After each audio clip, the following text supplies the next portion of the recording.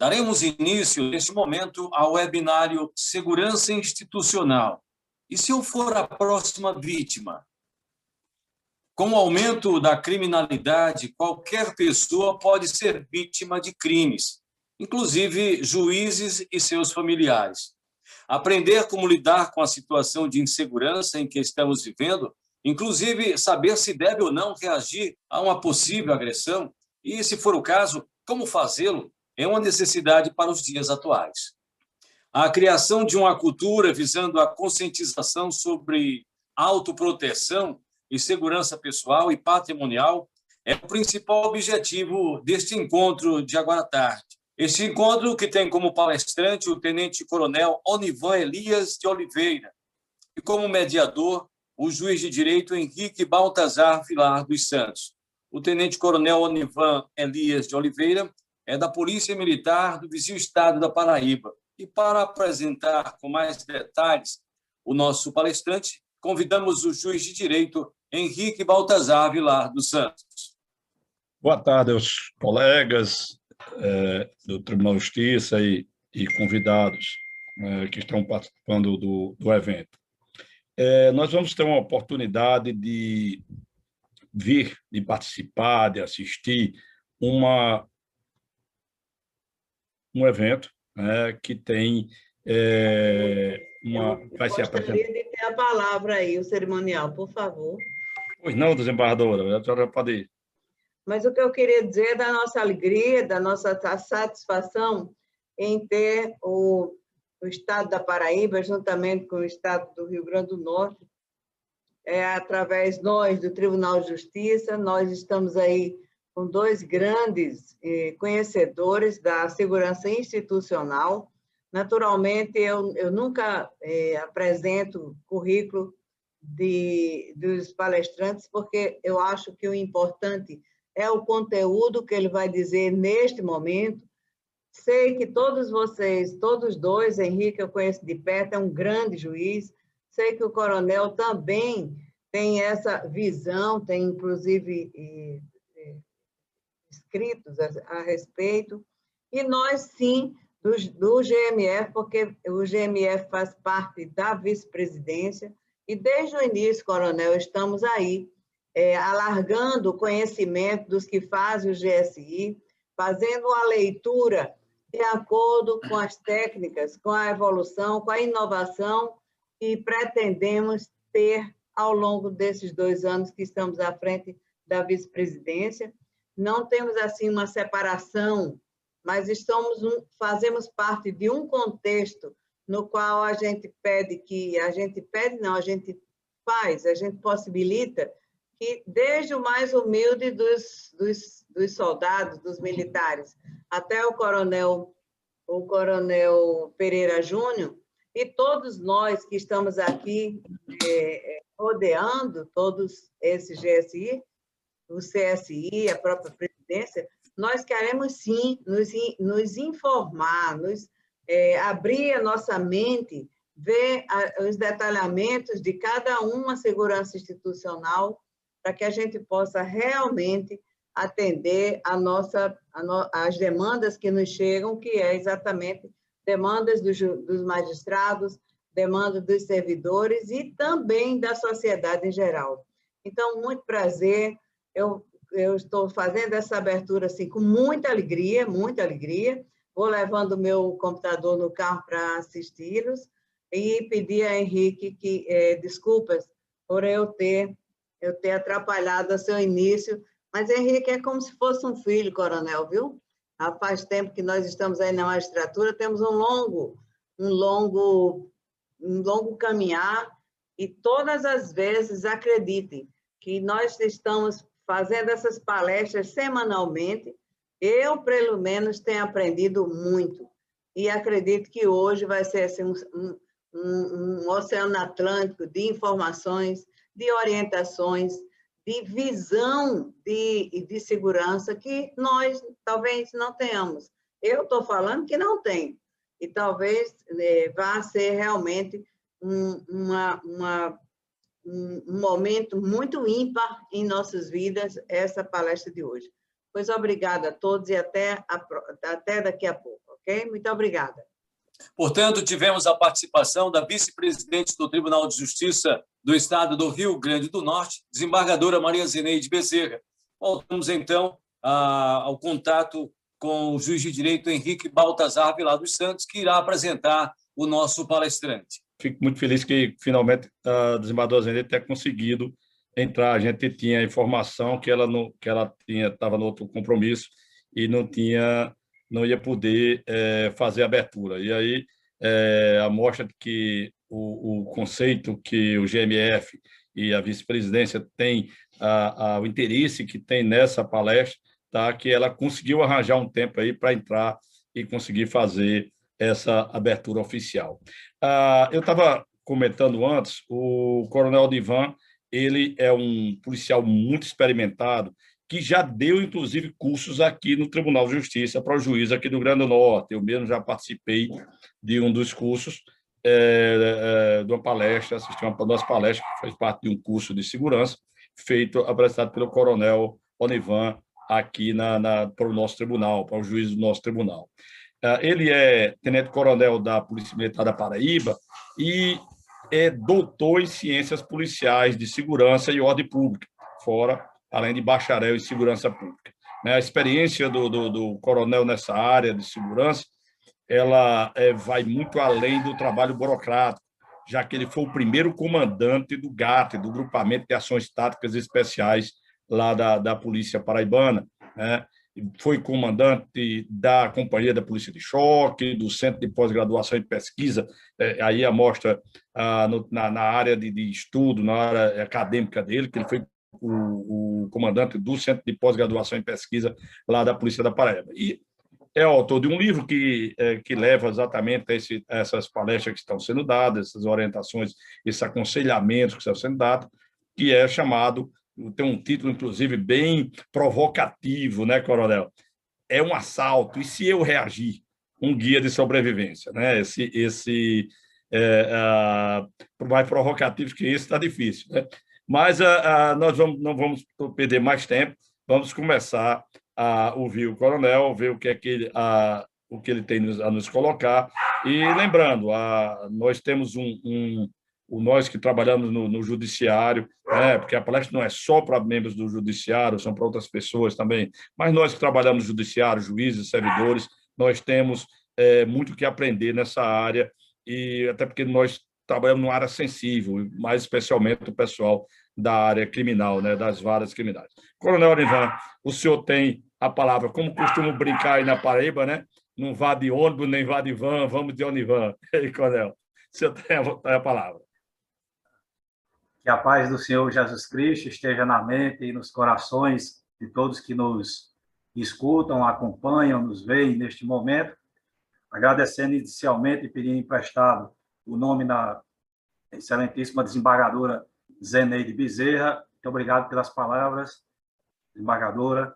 De igual modo, ao nosso doutor Henrique Baltazar Vilar dos Santos. Isso mostra que, de fato, o senhor foi um excelente aluno, né? Quando estivemos aí ministrando uma palestra num curso para os magistrados. E aqui, doutor Henrique, em alto e bom tom, alto e bom som, eu digo que o senhor é eu vou chamar assim, um sonho de consumo de qualquer docente, ou seja, aquele aluno participativo, aquele aluno que questiona, que busca saber a fonte daquela informação, através da doutrina, de estudo de caso, de jurisprudência. Então, rogo a Deus que os vários professores, docentes que neste momento nos acompanham, tenham uma oportunidade na vida de ter aluno ou alunos, terem alunos do quilate do doutor Henrique Baltazar, dado é o nível de participação, de estímulo que ele provoca durante a aula. Então, doutor Henrique, fique, por gentileza, assim, referenciado, né, homenageado pela sua dedicação, pelo seu comprometimento, pelo seu zelo com as boas práticas no campo da segurança institucional, em relação ao Tribunal de Justiça do nosso querido Estado do Rio Grande do Norte, e enquanto também um ser humano. Eu quero cumprimentar de modo também especial o doutor Mário Júnior, o ouvidor das polícias aqui do estado da Paraíba, que nesse momento nos acompanha. Saudar, pedindo emprestado o nome do Coronel Pereira Júnior, um grande amigo, um grande profissional que encabeça, eu diria assim, a parte militar do Tribunal de Justiça do Rio Grande do Norte, pedindo emprestado o nome do Coronel Pereira Júnior. Quero saudar o Major Palácio, o Capitão Barros, todos os oficiais e praças da Polícia Militar do Rio Grande do Norte que compõem esse quadro tão primoroso aí no Tribunal de Justiça do Rio Grande do Norte. Dito essas palavras, como bem falou o doutor Henrique, portanto, não vá de ônibus nem de van, vá com o Onivan, né? Então, dito isso, doutor Henrique, caros amigos, nós vamos compartilhar nossa apresentação para darmos aqui início ao que nós preparamos. Então, essa é a nossa temática, né? Ou seja, e se eu for a próxima vítima? Então, seremos aí mediado, como já foi falado pelo cerimonial, a quem agradeço aí ao Edinaldo Azevedo, né?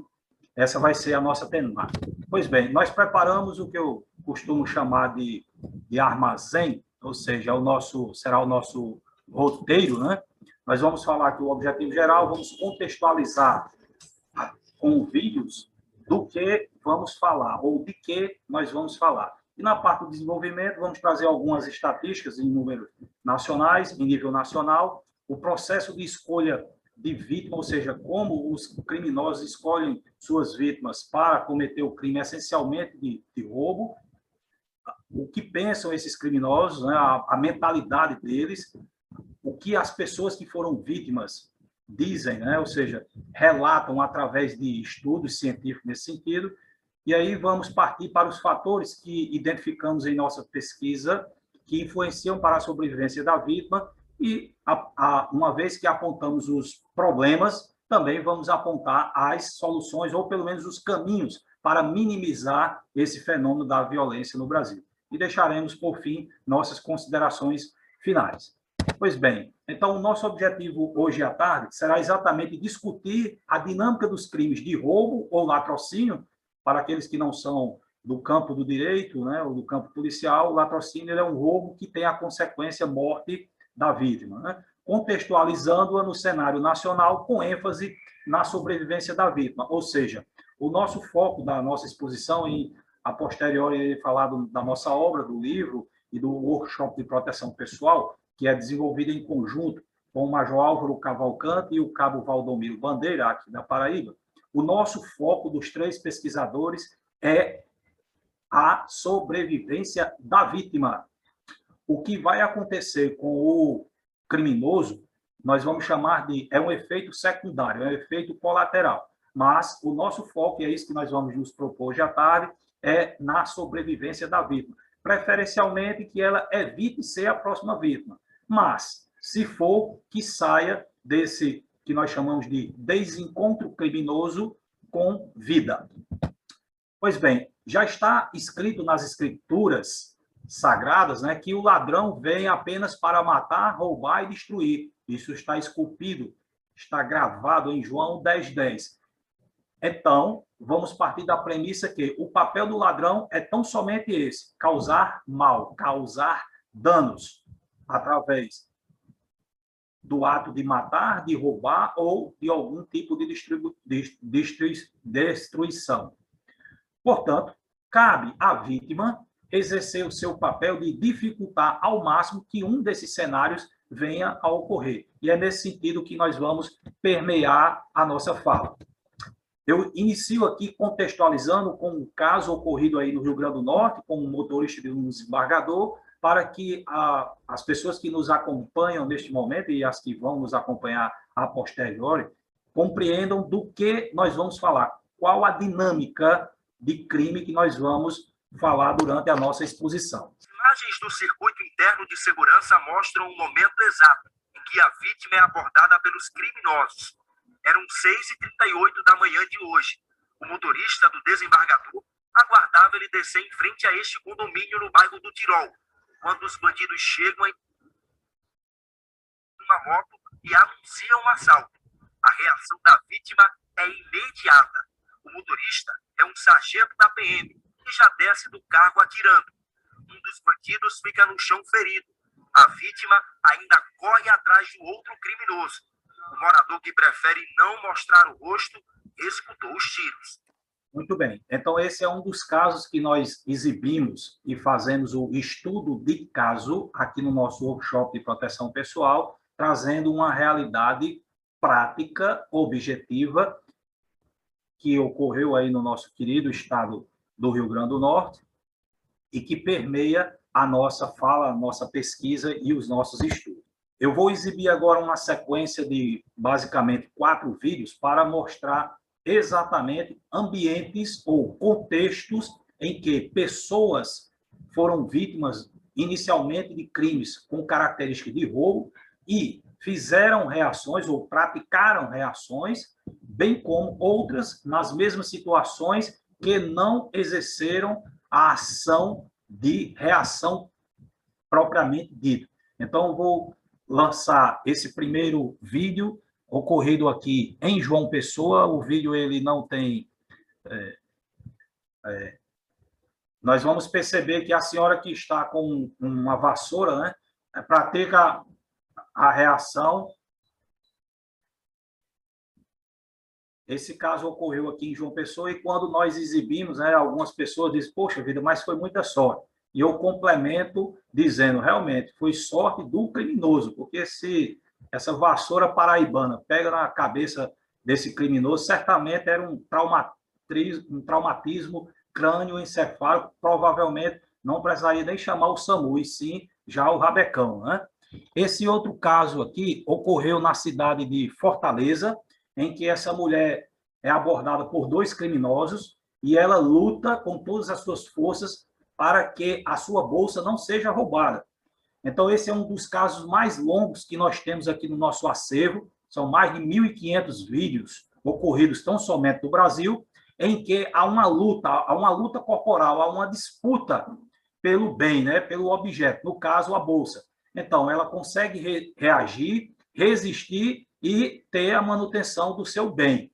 E os criminosos fogem, ela também sai ilesa.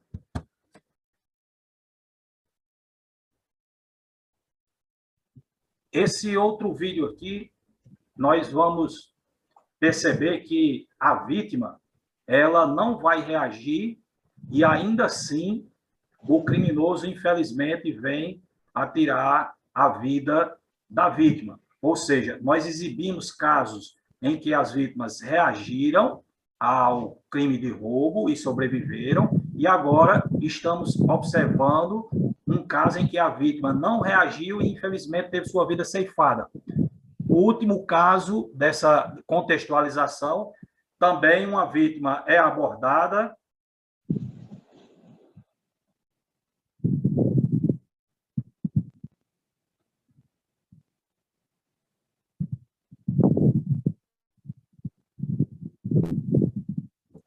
Vou passar aqui novamente. A vítima ela é abordada, não reage, entrega o seu bem, o seu celular, enfim.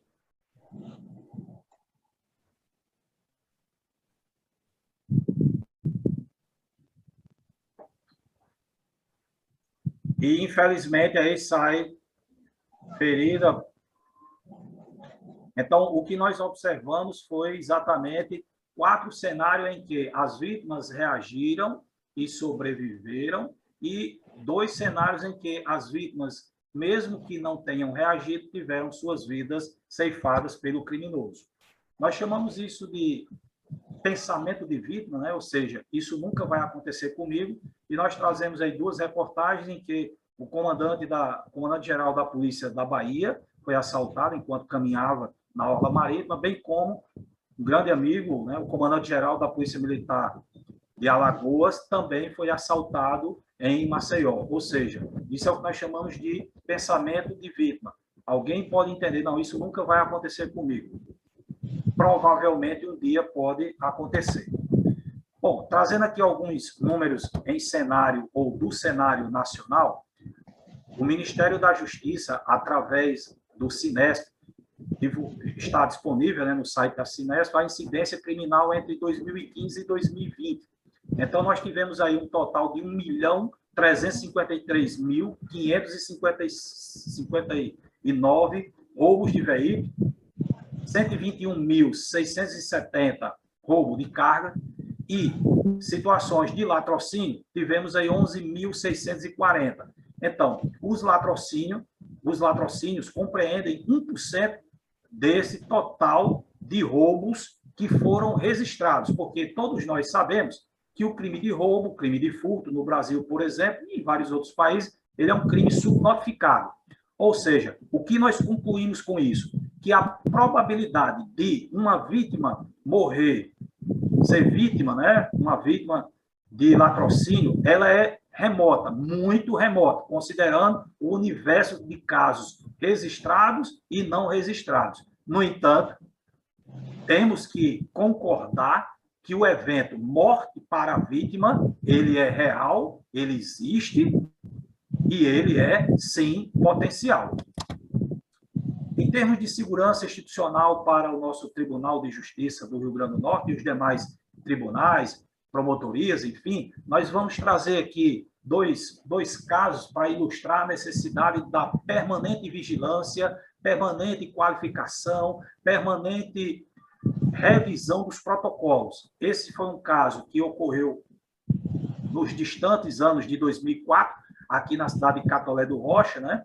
Divisa já com o estado, nosso querido estado do Rio Grande do Norte, em que o fórum local, à época, foi invadido e levaram as armas que faziam parte, né, dos processos criminais. Esse outro caso eu vou mostrar também em forma de vídeo, que ficou nacionalmente conhecido, né, em que uma juíza no Fórum do Butantã foi pega como refém. Eu vou exibir aqui o vídeo.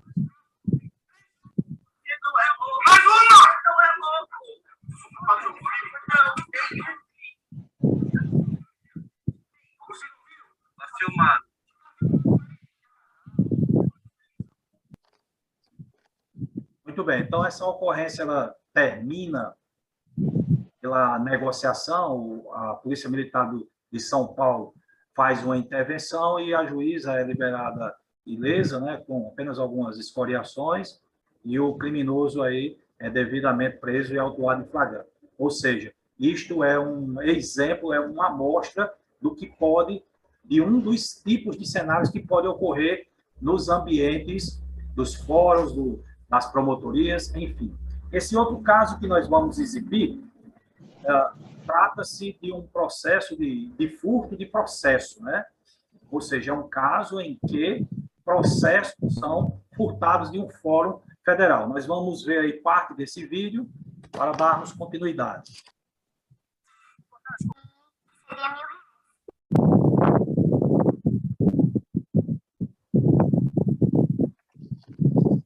Muito bem, então esse aí é mais um exemplo de que nós temos que constantemente estarmos reavaliando, temos que constantemente estarmos atualizando os nossos protocolos de segurança institucional. Nós entramos agora numa parte da exposição em que pesquisadores trabalharam com criminosos para entender a mente do criminoso no momento em que ele escolhe a vítima. E aí nós vamos nos ancorar na pesquisa desses dois americanos, né, o Barry Grayson e o Morris, em que eles, em 1981, conduziram um estudo, fizeram da seguinte forma: eles filmaram uma rua aleatória da cidade de Nova York e mostraram esse vídeo para presos que estavam condenados, né, principalmente por crimes de roubo, latrocínio, furto, enfim, e perguntaram para esses presos quem dessas pessoas na imagem eles poderiam para ser roubado, ou seja, ser a próxima vítima. E em menos de 7 segundos, esses presos que foram consultados, né, foram pesquisados, nesse período, nesse tempo, né, de inferior a 7 segundos, escolhiam. E aí os pesquisadores perguntavam, por que você escolheu esta pessoa? Os presos também respondiam que não sabiam exatamente por quê, mas eram aquelas pessoas as escolhidas. E o que chamou a atenção dos pesquisadores é que esses presos pesquisados, eles deixaram de escolher mulheres e idosos e até escolhiam homens fortes, né, com uma postura corporal ou uma estrutura corporal, uma complexão física avantajada. Pois bem, então os pesquisadores se debruçaram com o perfil das pessoas escolhidas e, entre outros, chegaram a esse perfil. Ou seja, as pessoas que os criminosos escolhem ou escolhiam para serem vítimas tinham um caminhar exageradamente anormal, com passadas mais curtas ou com passadas mais longas em relação ao conjunto de pessoas daquela rua. A outra característica foi a velocidade das pessoas que foram escolhidas para serem vitimadas. Ou seja, essas vítimas tendiam a caminhar a uma velocidade diferente do conjunto das pessoas que estavam na rua. Frequentemente andavam mais devagar do que o fluxo normal daquela rua. E, por fim, a chamada postura e contemplação. Vítimas que apresentavam uma postura baixa, curva e deprimida, indicando uma certa fraqueza ou submissão. Uma contemplação cabisbaixa podia exatamente implicar em preocupação e um estado de desatenção em relação aos arredores. Ou seja, no crime contra o patrimônio, vamos nos ater aqui ao furto e roubo, nós aqui colocamos, junto com o Major Álvaro e o Cabo Bandeira, que os criminosos buscam alcançar um binômio, rapidez e ocultismo. Ou seja, eles vão buscar escolher pessoas que aparentemente demonstrem que eles vão praticar o crime rapidamente e sem serem vistos. E, portanto, essas posturas, essas desatenções que nós temos no dia a dia, é normal em algum momento, em alguma circunstância, termos uma desatenção. É um momento propício para que os criminosos possam nos escolher como as próximas vítimas. Eu trago aqui também a pesquisa do coronel Robertson Bondaruc, né, que chegou a ser comandante-geral recente da Polícia Militar do Estado do Paraná. Ele entrevistou 287 apenados que estavam essencialmente lá na cidade de Maringá, né, e publicou essa obra em 2007. Então, ele, entre vários questionamentos, ele perguntou a preferência dos criminosos quanto ao uso de arma. Dos que responderam, 157 preferiam usar arma de fogo, 25 arma branca, né, e 159 preferiam não usar nenhum tipo de arma para cometer o crime de roubo. E aí ele perguntou as razões para não usarem a arma. Por que você prefere não usar a arma para cometer o crime? Então, 86 dos que responderam disseram que era necessário. Bastava falar, é um assalto, passa o celular, o carro, enfim, que a pessoa já obedecia prontamente. E 17 deles disseram que era melhor para não ser preso, por isso que fazia o roubo sem arma. E 56 outras razões. Outra pergunta que foi feita, as razões porque eles preferem usar arma de fogo, ou seja, os que preferiam não usar, quais as razões? E os que preferiam usar também, qual ou quais as razões? O maior número de respondentes disseram que era para se sentir mais seguro, ou seja, a arma de fogo para os criminosos é para a segurança deles, essencialmente, para que eles se sintam mais seguros, e não necessariamente para matar a vítima, já que o crime é contra o patrimônio, pelo menos na sua ideia original, na sua concepção original. E usavam a arma porque também a vítima facilitava a ação. Quanto à preferência do sexo ou do gênero, né, para serem as próximas vítimas, os criminosos preferiam homens a mulheres. Diferente do senso comum ou do imaginário popular, que as mulheres elas podem, de fato, até proporcionalmente serem as maiores vítimas, mas os criminosos preferem assaltar um homem do que assaltar uma mulher. No livro, em particular, vem as razões para isso. Como nós falamos anteriormente, rapidez e ocultismo. Então, os criminosos entendem que homem, quando é assaltado, ele tem vergonha, via de regra, vergonha de gritar, de espernear, enfim. Já a mulher, em regra, via geral, conforme os dados da pesquisa, elas vão chamar a atenção. E isso acaba fazendo com que os criminosos, né, evitem, quando possível, o crime contra as mulheres.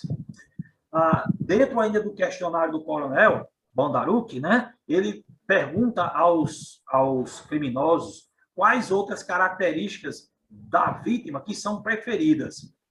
O mais acentuado foi o carro que usavam, seguido de joias, mostravam algum pertence ou o vidro do carro estava baixo.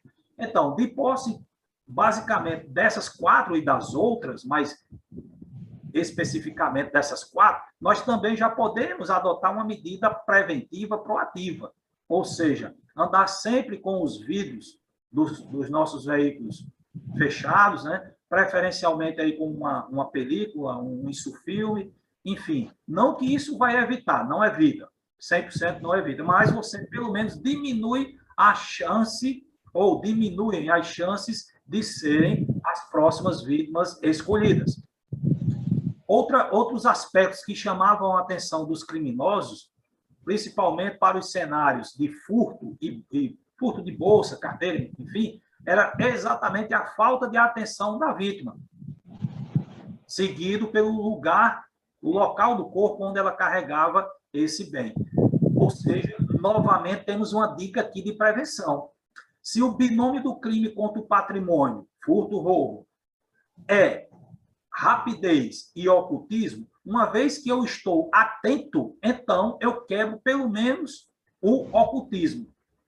Ou pelo menos diminuo, né? Porque eu estou vendo, eu estou dizendo ao criminoso que eu estou vendo, em tese, a intenção criminosa dele. Então, entre eu que estou atento e uma pessoa desatenta, muito provavelmente, embora eu possa até estar com mais bens, mas muito provavelmente o criminoso irá escolher a vítima que está com a maior desatenção, pelo menos aparentemente. Muito bem. E aí o estudo do doutor Eduardo Ferreira Santos, do Hospital das Clínicas, da Faculdade de Medicina da USP, em São Paulo, ele fez um levantamento com 81 vítimas, ancorado também nos estudos do Benjamin Mendelsohn, né, vamos dizer assim, um dos pais da vitimologia.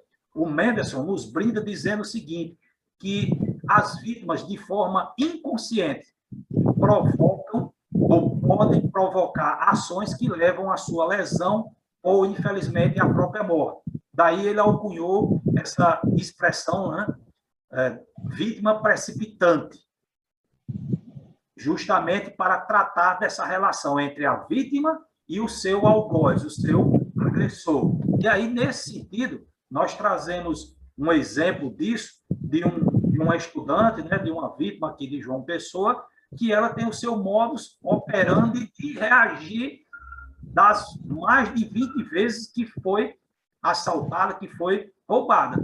Ou seja, como ela diz aqui no texto, né,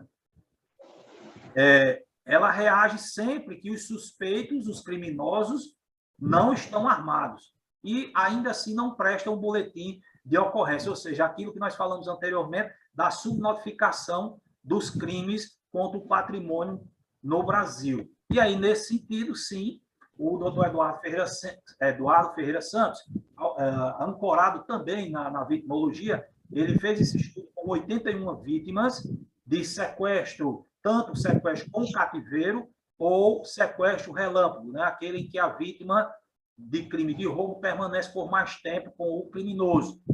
E aí o que ele encontrou é que ele mostra que, independente de sexo, condição social, nível intelectual, não há uma variação estatística, tá, e nem clínica que diferencie do transtorno do estresse pós-traumático sofrido tanto por homens quanto por mulheres.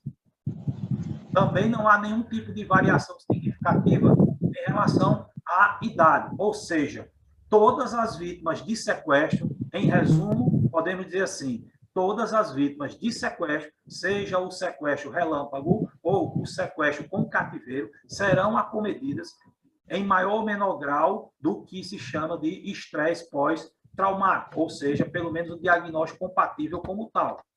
E aqui eu trago duas vítimas, ou dois testemunhos, ou dois depoimentos, ou duas declarações de ex-vítimas, né?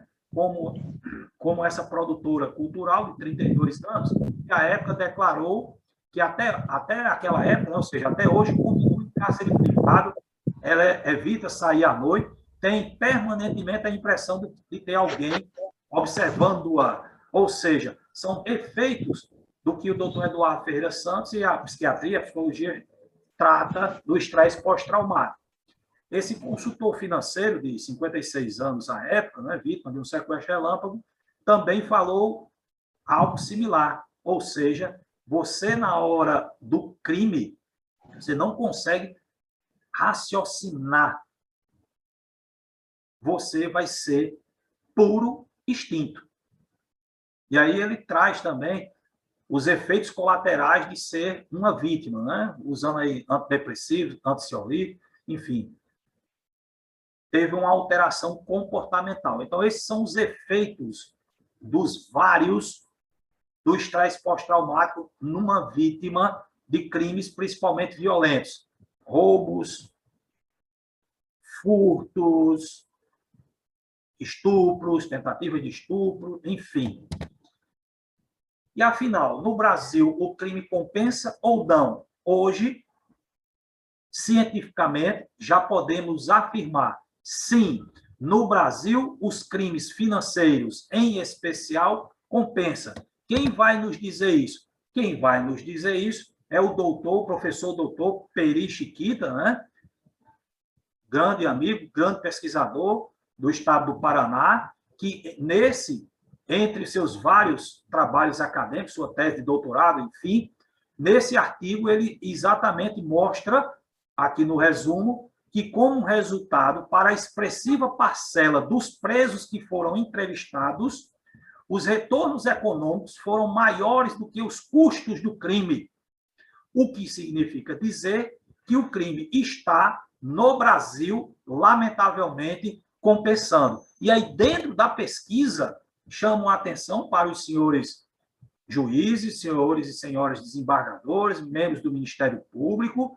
Dentro da pesquisa do professor doutor Chiquita, né, ele nos coloca que os presos, ele fez a entrevista com presidiários lá do estado do Paraná e do Rio Grande do Sul, mostram que os entrevistados disseram que não acreditam no sistema. 69% não acreditam, enquanto 31% deles disseram que ainda acreditam.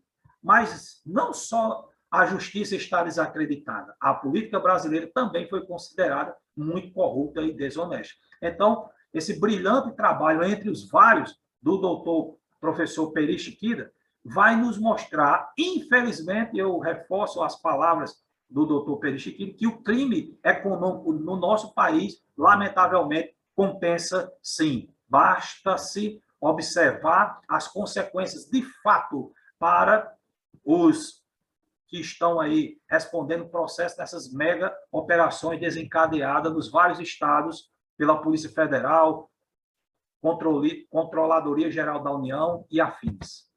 Então, o doutor Peri Chiquita fala o seguinte, que essas três travas, esses três filtros, quando devidamente aplicados, diminuem a probabilidade de um brasileiro, de um ser humano brasileiro, partir para o crime econômico essencialmente. A trava ou filtro da família, da religião e da educação. quando essas travas morais, essas 3 travas morais, estão concatenadas, estão uníssonas, pouquíssimo provável que um brasileiro vá para o mundo do crime. Ao passo em que, quando uma dessas travas morais está deficiente, uma ou mais delas, provavelmente a pessoa, infelizmente, partirá para o mundo do crime. E, partindo aqui para a finalização da nossa fala, e ficaremos aí abertos a um debate, algum questionamento, nós trazemos aqui um recorte do que está no nosso livro, já citado pelo Dr. Henrique Baltazar. Eu trago aqui a tabela 1 do nosso trabalho, em que policiais brasileiros que foram vítimas de roubo ou latrocínio exclusivamente fora de serviço, de acordo com a decisão de reagir ou não no período de 2017 a 2020, foi a série histórica que utilizamos, junto com o Major Álvaro e o Cabo Bandeira, conseguimos catalogar um total de 1.167 vítimas. Entre essas, aquele casal de policiais de Santa Catarina, que a soldada, infelizmente, teve a vida ceifada aí na nossa querida capital natal, Rio Grande do Norte. Ele é um caso com 2 vítimas. Então, nós chegamos à conclusão, os dados nos disseram o seguinte, que desses policiais que decidiram reagir, praticamente 59% saíram ilesos, ao passo que 17% morreram. Ao contrário, ou seja, de forma diferente, os policiais que decidiram não reagir, 50% deles, ou seja, 28% na amostragem, infelizmente tiveram suas vidas ceifadas. Com isso, concluímos que, na amostragem selecionada, reagir, armado ou não, para os policiais fora de serviço, trouxe mais vantagens do que reveses.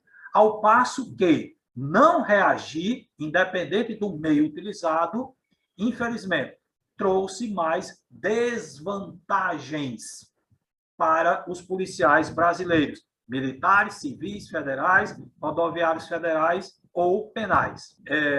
Nós, dentro do livro, também fizemos um recorte para as situações em que a vítima estava dentro do veículo no momento em que foi abordada e decidiu reagir usando arma de fogo. Para 88% das vítimas, ou seja, 51 delas, saíram ilesas. E 12% saíram com algum estilhaço de vidro, etc. Portanto, 100% das vítimas, policiais ou não. Aqui nós temos casos em que a vítima era um CAC, né, um caçador, atirador, colecionador, era um comerciante, mas que tinha porte e posse de arma, e estava no seu veículo no momento da abordagem. Decidiu reagir, e como está mostrado, quase 90% das vítimas nos carros saíram totalmente ilesas. Portanto, 100% dos casos ocorridos em veículo, como esse vídeo que observamos no início da nossa fala, do nosso sargento, ele é um desses casos. Teve 100% de êxito. Nessa outra, que também está composta no nosso livro, eu fiz um print da página do livro, nós buscamos investigar as pessoas que estavam armadas e andando, ou seja, andando a pé, e foram vítimas de crime com característica inicial de roubo. E aí ela tomou a decisão de reagir ou não usando a arma, embora ela estava a pé e armada. Mas nós tivemos alguns casos em que a vítima, embora armada, ela decidiu fazer ou praticar reação com a luta corporal.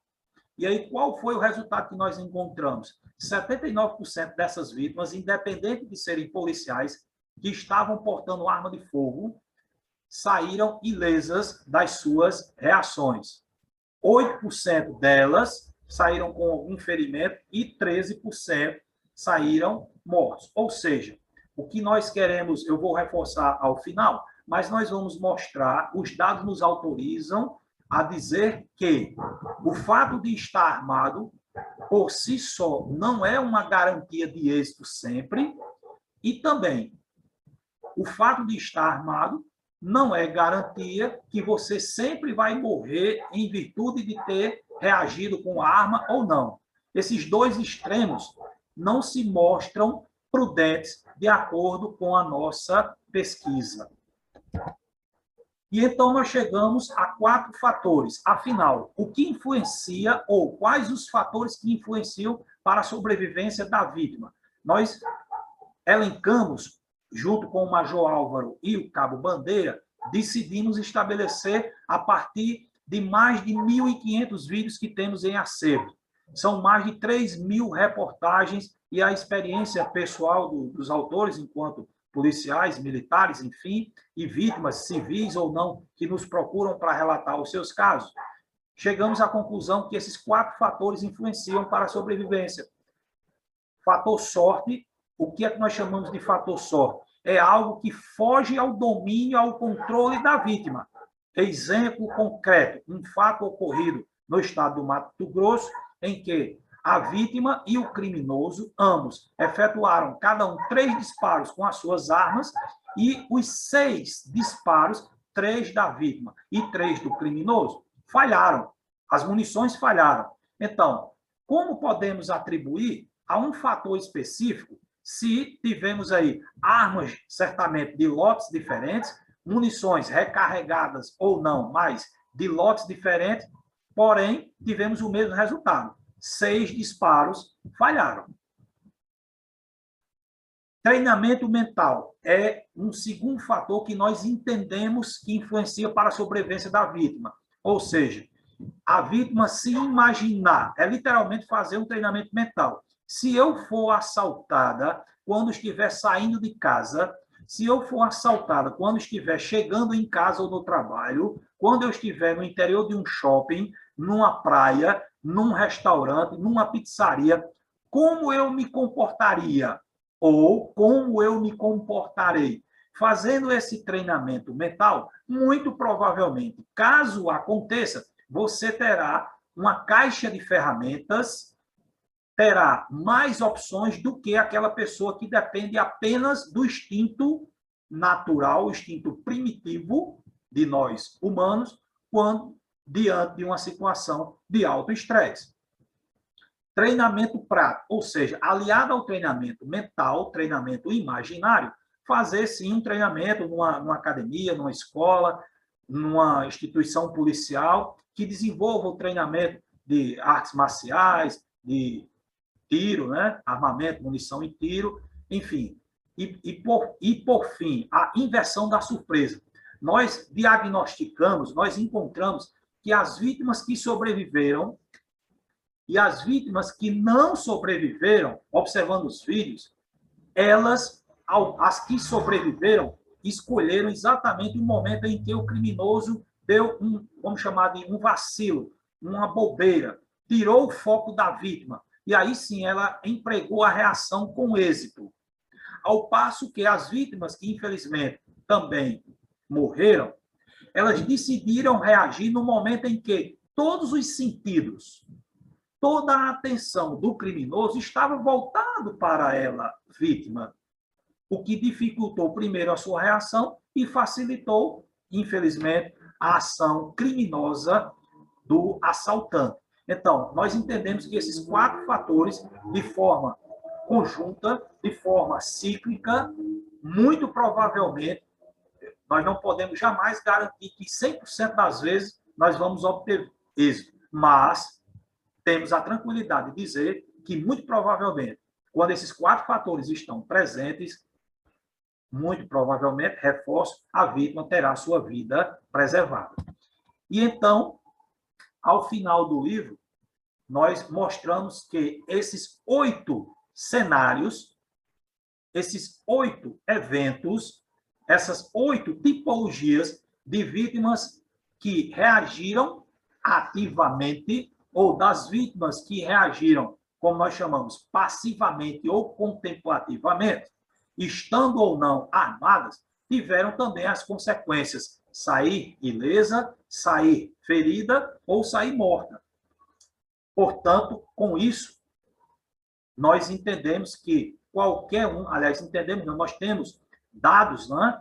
Fatos que mostram que qualquer um desses cenários é possível. Então, indicar, sugerir, entre aspas, afirmar que este ou aquele caminho ou conduta é o mais seguro, não se mostra prudente, tendo em vista que nós temos aí casos no Brasil, na nossa pesquisa, com esses 8 resultados.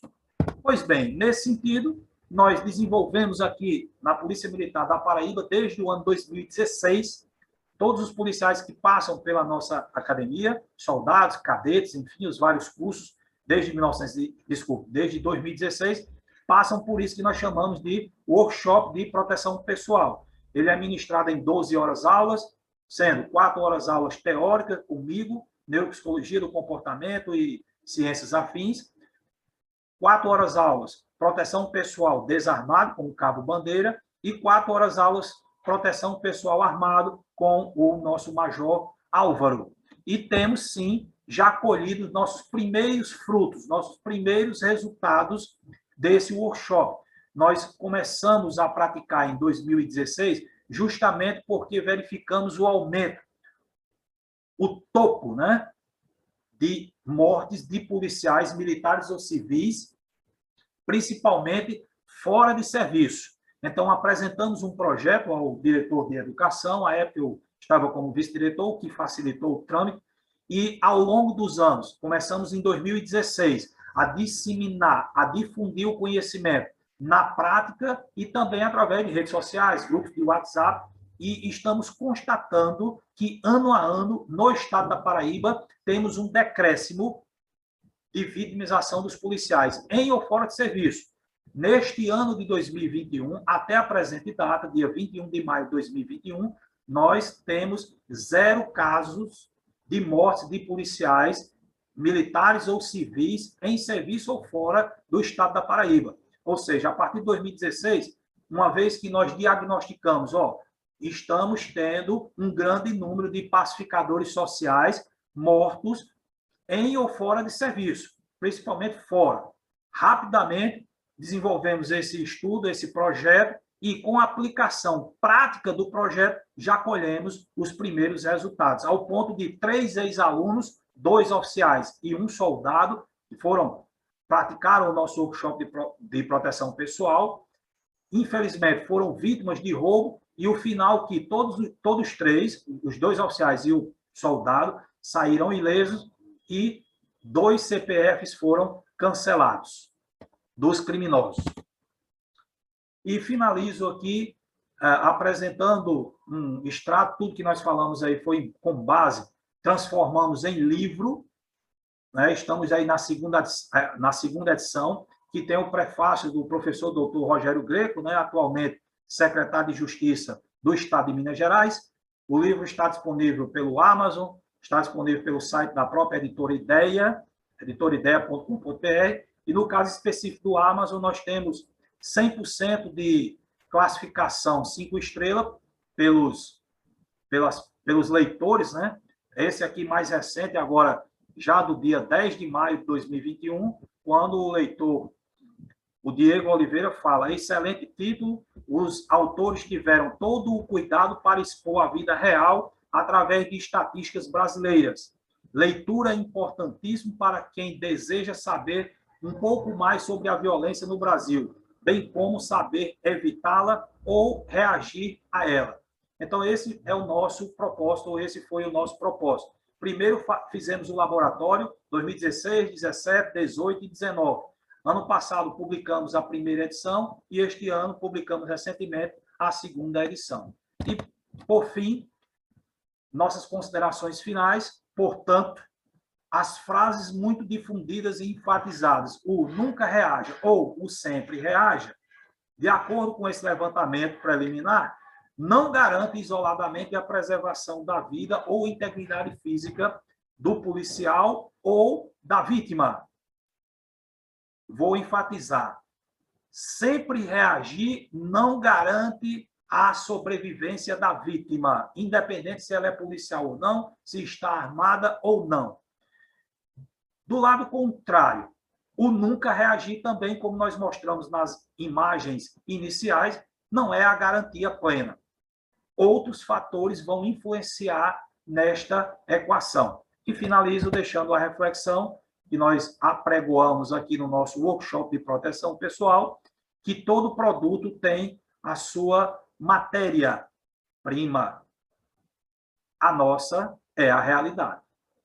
Portanto, o que nós fazemos aqui, o que buscamos passar nesse webinar, é exatamente o que nós chamamos de realidade brasileira, incluindo eu, o Major Álvaro e o Cabo Bandeira, somos também brasileiros, somos policiais, fomos vítimas, sim, inclusive eu fui agora, dia 28 de abril, vítima indireta de um crime de roubo, de tentativa de roubo, e, graças a Deus, todos três estão vivos, estão ilesos, com a capacidade de contar a história e compartilhar os aprendizados. Renovo os agradecimentos ao Tribunal de Justiça do Rio Grande do Norte, na pessoa da desembargadora Zeneide Bezerra, do doutor Henrique Baltazar Vilar dos Santos. Desejo a todos saúde, vida longa e que a paz do Senhor Jesus Cristo esteja na mente e nos corações.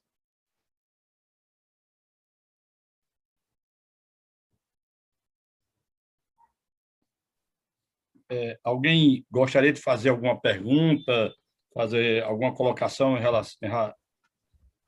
com relação à palestra do Coronel Onivan? Pessoal do nosso GSI, tem alguém que queira fazer alguma colocação, alguma pergunta?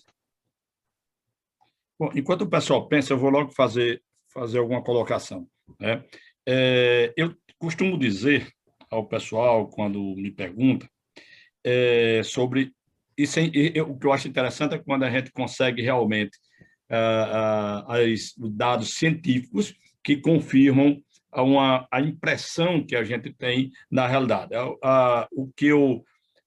Os dados que eu tinha, na verdade, eram coisa empírica, eram obtidos do meu trabalho, né? 36 anos de juiz, eu vi muitos processos, julguei muitos crimes, né? Muitos acusados de crime, e aí tinha algumas impressões que eu estou vendo o coronel confirmando aí. Uma das coisas que eu costumava dizer quando o pessoal perguntava deve reagir ou não reagir a um crime, era, primeiro, você só reage quando a situação está a seu favor, aquilo que o coronel colocou lá, a inversão da surpresa, né?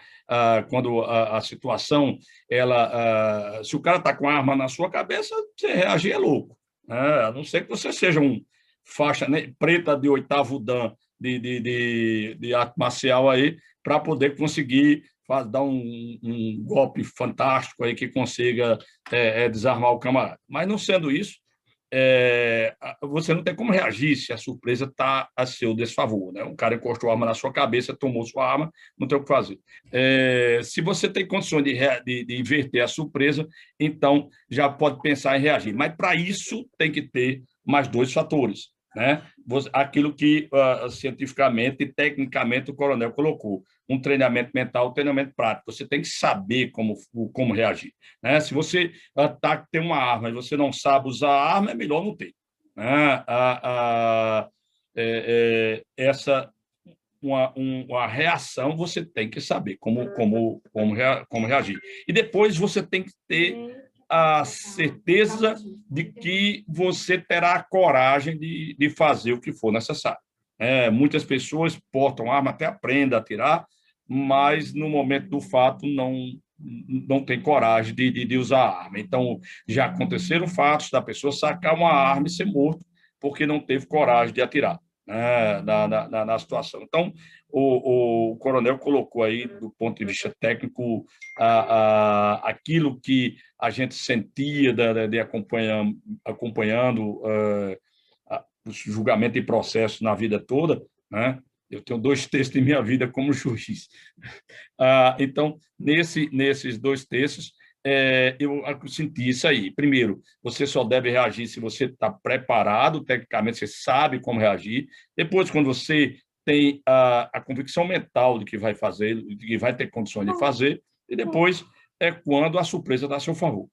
Não sendo essa situação, não adianta. Eu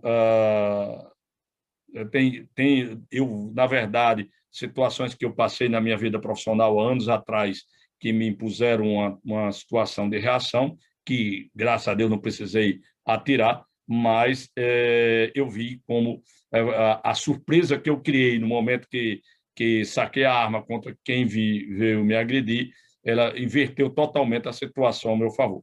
A mesma coisa aconteceu no final de 2015, quando uma tentativa de roubo na minha casa, quando o meu filho, que sabe atirar, porque eu lhe ensinei a atirar, ele reagiu a 5 assaltantes que tentavam entrar na minha casa.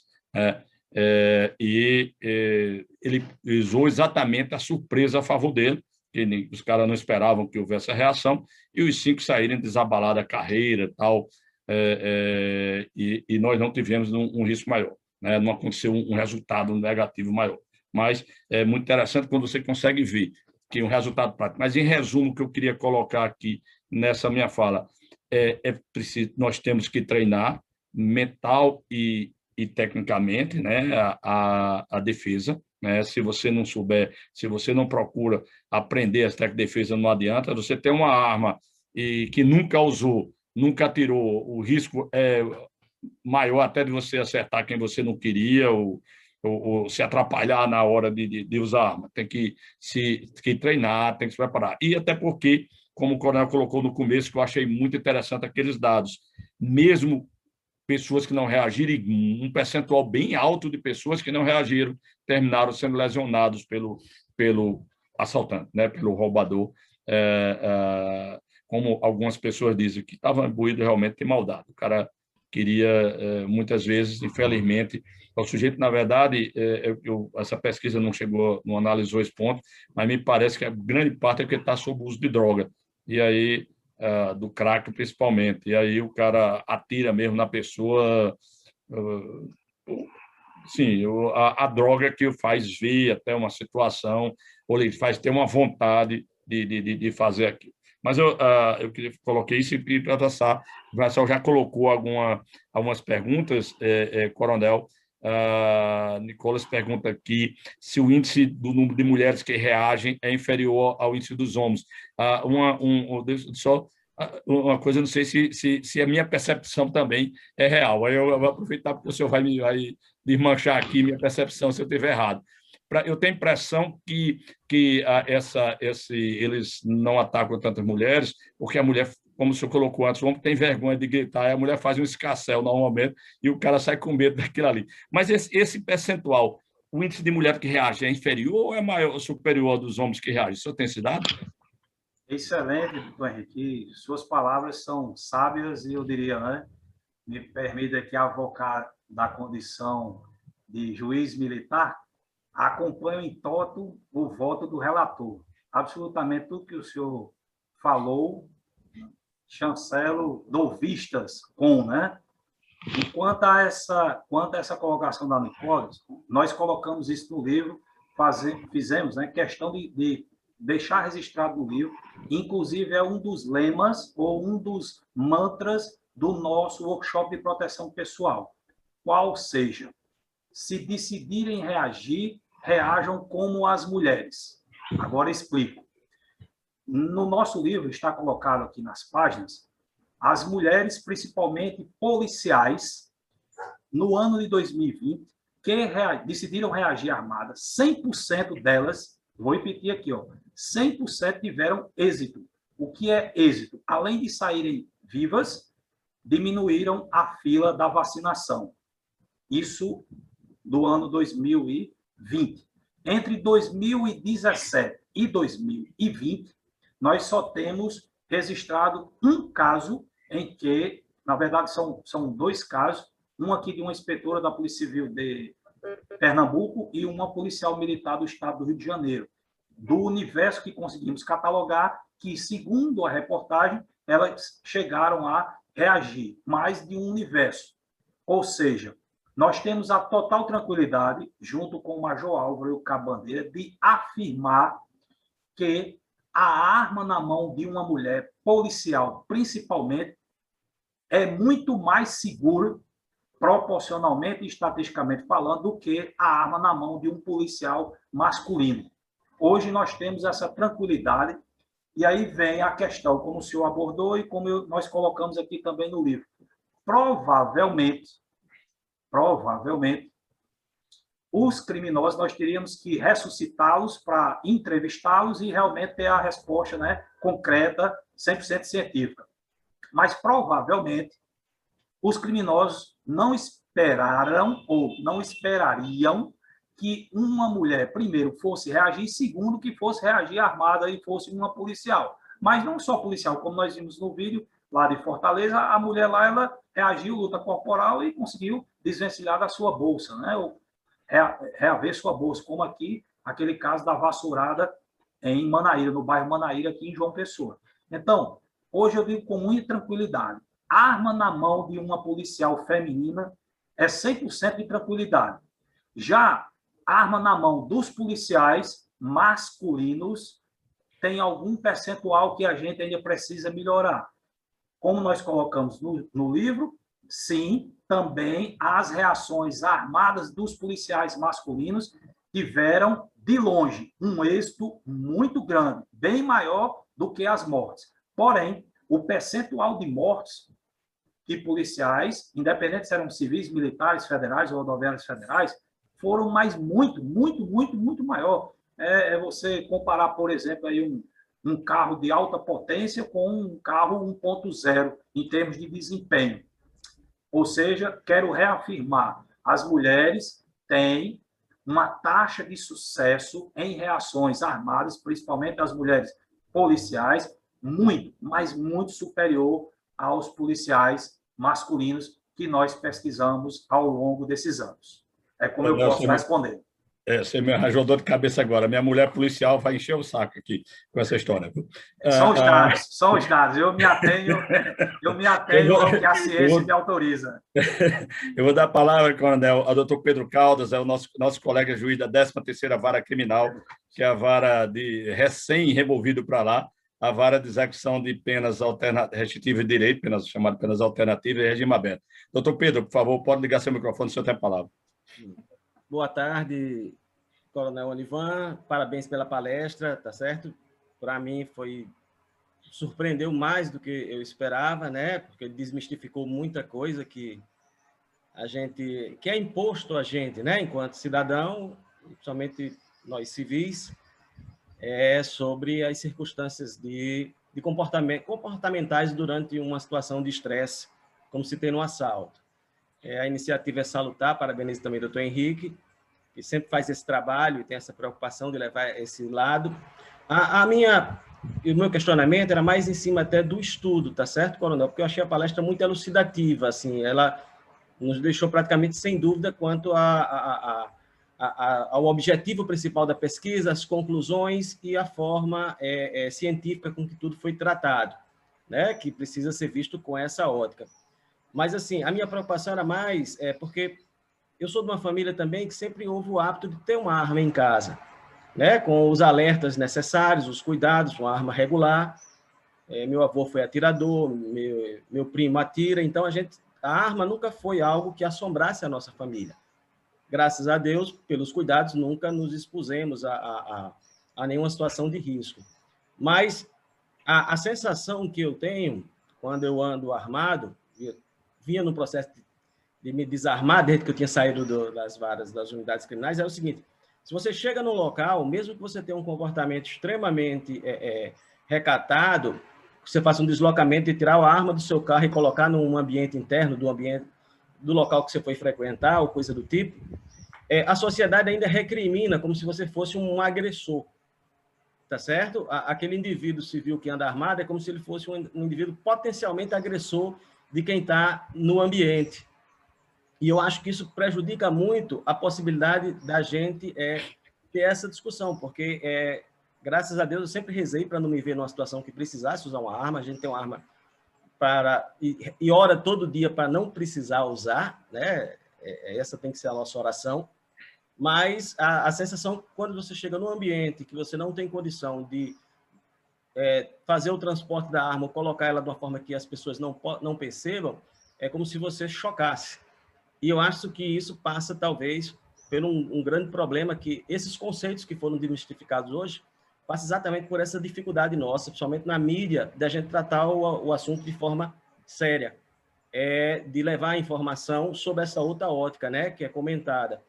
Aí eu indago se houve, durante a pesquisa, espaço para essa discussão entre os senhores, né, porque, além dessa questão do treinamento mental, da preparação mental, técnica para o manuseio da arma e os diversos fatores que podem levar você a inverter o efeito surpresa numa situação de risco, e o primeiro passa pelo estar preparado para identificar a situação de risco, mas se foi levado em conta esse consciente, porque, por exemplo, uma palestra dessa, ela tinha que ser discutida, era em ambientes, inclusive, onde a arma é vista como se quem tem uma arma é um agressor potencial de todos os demais que estão no ambiente, que a gente, se você se vir numa situação que os armas vão dizer, aquele colega juiz sempre andou armado, demorou para acontecer isso com ele, né? Então, só mesmo para saber se esse dado, se existe alguma referência que pudesse agregar algum comentário nesse sentido. No mais, muito parabéns, parabéns mesmo pela palestra, adorei, viu? Doutor Pedro Caldas, obrigado pelas palavras. O que nós falamos é exatamente tudo que eu vou falar aqui já está devidamente registrado no livro. Inclusive, fizemos questão nessa segunda edição de ampliar, uma edição ampliada e revista, né? Porque nós acrescentamos e fizemos um debate acadêmico com outros autores justamente nessa linha do seu pensamento. Me permita aqui fazer alguns recortes e enfatizar a sua fala. Primeiro, nós temos, sim, no nosso país, uma cultura desarmamentista, em que as pessoas que portam legalmente, tudo certinho, são vistas como ameaças em potencial. Eu vou corroborar e concordar com, eu vou chamar de sua mensagem subliminar, a cultura desarmamentista, tanto que o estatuto é do desarmamento, né? Muito provavelmente, nos Estados Unidos, a arma não não assusta a população, porque faz parte da cultura daquele país, ou como Israel, enfim. Então, essa é uma primeira premissa que eu coloco para reflexão, a nossa cultura desarmamentista, que vai ver qualquer cidadão de bem com uma arma sendo uma ameaça em potencial. Segundo ponto que eu vou extrair da sua fala, doutor Pedro, é que a arma, na nossa ótica, junto com o Major Álvaro e o Cabo Bandeira, ela não pode ser canonizada, mas também ela não pode ser demonizada. O assunto arma de fogo nem é para beatificar, nem é para torná-la um demônio, um satanás. Como diz os armamentistas, né? A arma é apenas um objeto. Quem faz o uso é que faz a diferença. Não é assim? Então, nesse sentido, nós fizemos aqui um debate mostrando, óbvio, estão todos citados, tem uma pesquisa, que inclusive foi recentemente aí, colocada na mídia, um grande pesquisador de renome aqui nacional, converso com ele, um grande amigo, né? Esteve aqui em João Pessoa, bati um papo bacana com ele, em que ele mostra que a cada 1% de armas a mais no Brasil impacta em 2% no número de homicídios.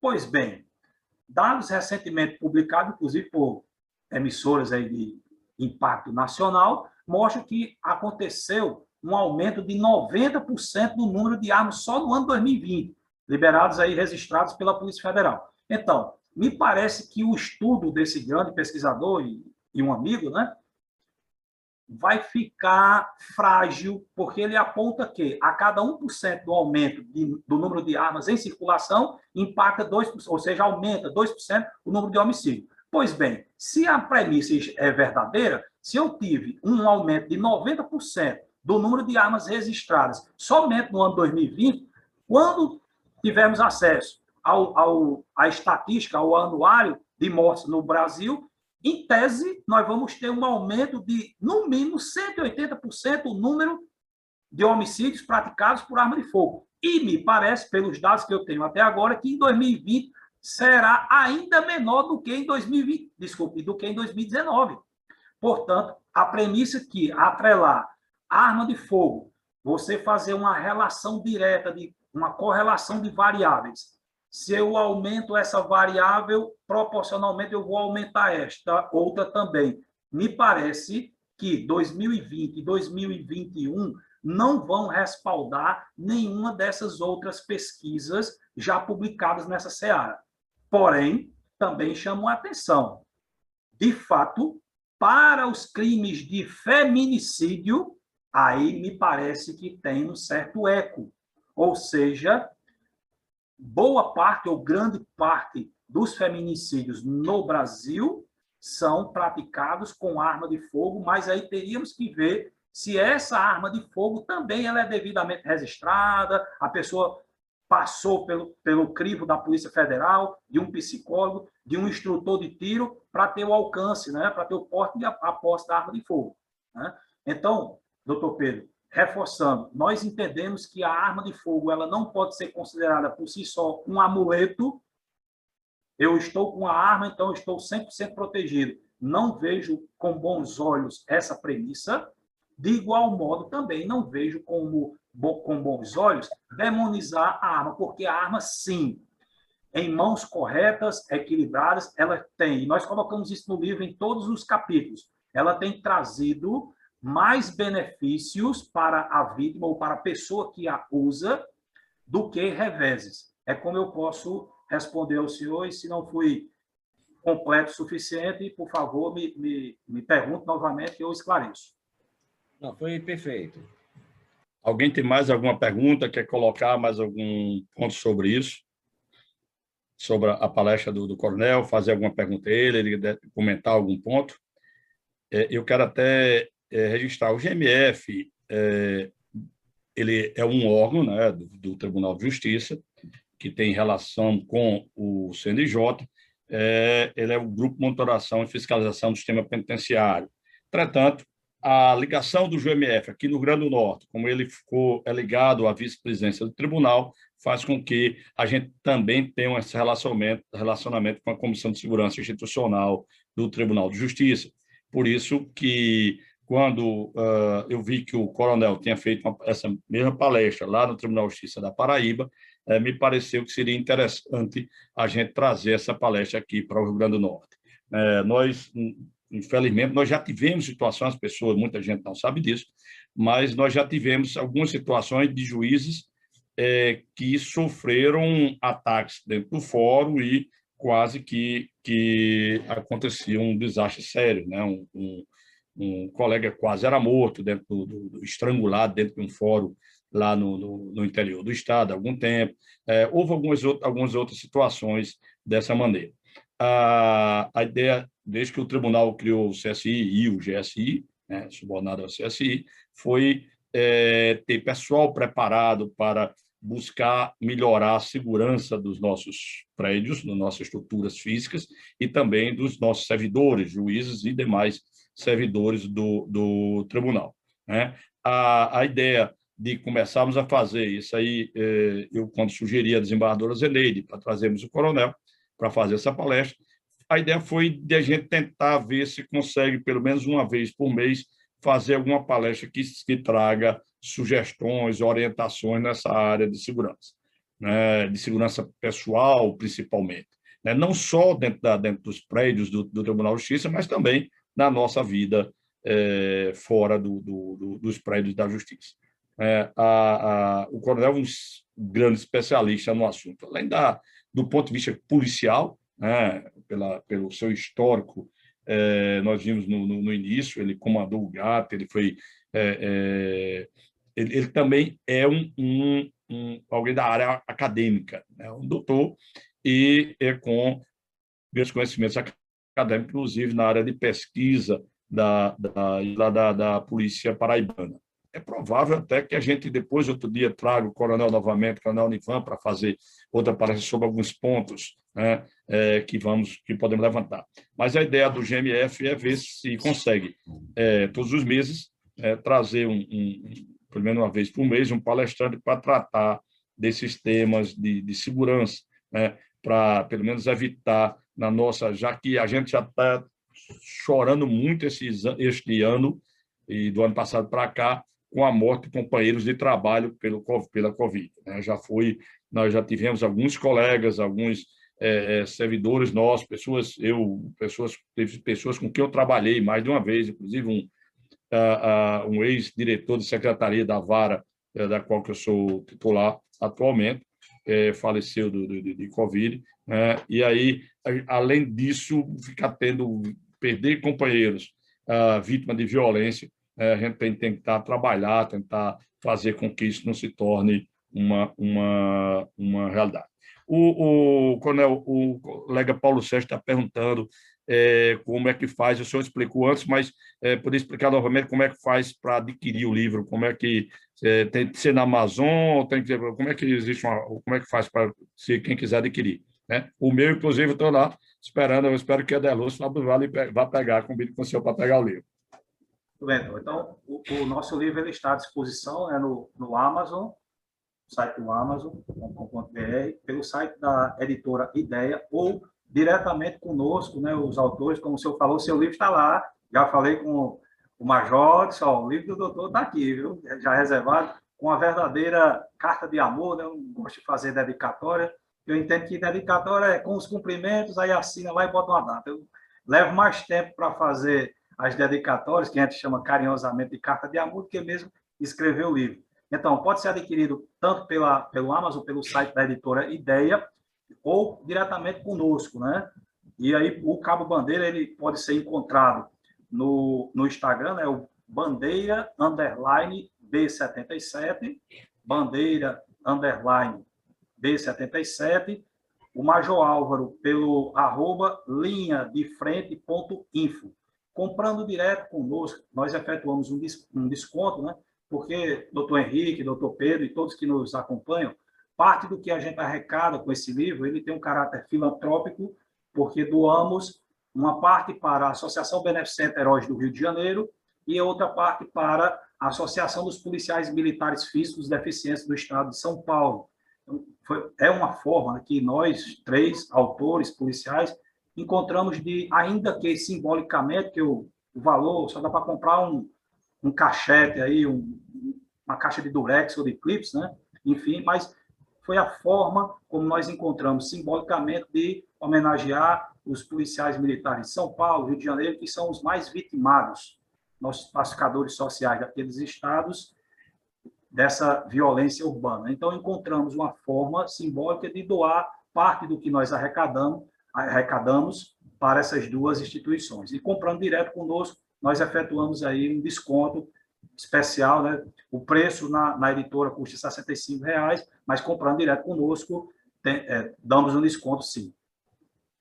Quando o subtenente Eduardo está perguntando se a segunda edição do livro já traz alguma estatística sobre a relação entre a reação da vítima e a escalada da violência. Sim, exatamente. Nós agora, por isso que ele é ampliado, revisado e atualizado. A primeira edição, que graças a Deus alcançamos aí os 27 estados do Brasil, o Uruguai, né, teve um comprador do Uruguai e teve um de Guiné-Bissau. Então, nosso livro ele já ultrapassa aí as divisas e fronteiras do nosso país. E, com base no feedback dos leitores e dos nossos alunos em relação à primeira edição, nesta edição agora, inclusive, ela tem uma quantidade de páginas maior, também tem mais páginas coloridas, o livro é totalmente colorido, né? Enfim, e aí nós fazemos exatamente alguns debates que não tínhamos feito na primeira edição. E dentro dos capítulos, principalmente o capítulo 1, vitimização policial, e o capítulo 4, vítima a pé estando armado, nós pegamos os principais estudiosos, as principais achados de pesquisas e fizemos esse debate aqui nas páginas do nosso livro. O coronel Cajueiro, da PM do Rio de Janeiro, também está assistindo aqui, está mandando um abraço, né? Temos a divulgação, assim, a assistência, inclusive, do pessoal da PM do Rio de Janeiro, que bom, né? Comandante, o doutor Henrique, o coronel Fábio Cajueiro, eu diria assim, que é uma das fontes de nossa inspiração. Nós tivemos num mega evento Realmente o termo é esse, mega evento, liderado aí pelo nosso coronel Fábio Cajueiro, ele é da Comissão de Policiais Vítimas e presidente da Associação Beneficente Heróis do Rio de Janeiro. Realmente é uma coisa assim, espetacular, pessoal totalmente devotado, dedicado, compromissado, né, com ajudar os nossos pacificadores sociais do Rio de Janeiro, e inspirado nesse trabalho do coronel Fábio Cajueiro, é que nós decidimos, o evento foi em 2019, né, e aí nós publicamos o livro ano passado, e em comum acordo com o Major Álvaro e o Cabo Bandeira, estamos buscando, eu sei que é bem insignificante, eu gostaria de vender, coronel Cajueiro, doutor Henrique, pelo menos 10% do que foi, ou que dizem, né, que foi desviado aí da Operação Lava Jato. Com certeza, teríamos aí capacidade de comprar cadeiras de roda, mandíbula, braço, 1%, né? Então, pronto, 1% do que foi desviado aí nessas grandes operações de corrupção para ajudar não só os amigos do Rio de Janeiro, mas de São Paulo e das demais co-irmãs que têm seus policiais vitimados, que literalmente doam a vida para que a sociedade brasileira possa usufruir dos seus bens e propriedades. Ok, mas alguém tem mais alguma pergunta, quer fazer alguma colocação? Bom, coronel, como parece que a sua palestra foi, pelo menos só estou vendo elogios de todo mundo, inclusive aqui no meu WhatsApp tem alguns já também mandando, transmitindo os elogios. Eu quero agradecer ao senhor pela apresentação. Eu estou doido para a Edeluz pegar esse livro para me trazer, para poder eu ler, até porque eu vou logo avisando, né? Eu vou aproveitar algumas estatísticas, alguns dados que tem nele para usar em minhas aulas e minhas palestras.